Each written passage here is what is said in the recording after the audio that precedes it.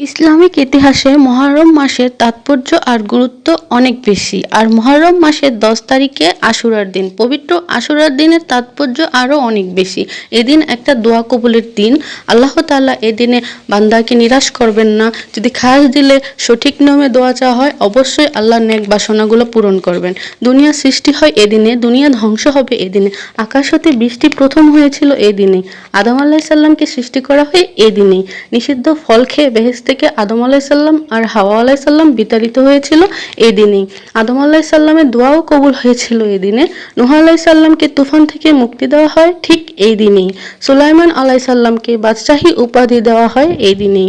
আইয়ুব আলাইহিস সালামকে রোগ মুক্তি দেওয়া হয় এই দিনেই। ইব্রাহিম আলাইহিস সালামকে আগুন থেকে রক্ষা করা হয় এই দিনে। মুসা আলাইহিস সালামকে তুর পাহাড়ে আল্লাহ তাআলা দেখা দেন এই দিনেই। ফেরাউন ডুবে মরে এই দিনেই।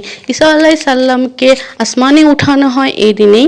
ইমাম হুসাইন আলাইহিস সালামকে কারবালার ময়দানে শহীদ করা হয় এই দিনেই। বিদায়াত বর্জন করে সঠিক নিয়মে বেশি বেশি নফল ইবাদত ইস্তেগফার করলে অবশ্যই আল্লাহ দোয়া কবুল করে নেবেন। সবাই মুহররম মাসে বেশি বেশি নফল ইবাদত করবেন আর ইস্তেগফার পাঠ করবেন। আল্লাহর কাছে খাস দিলে নেক বাসনা চাইবেন।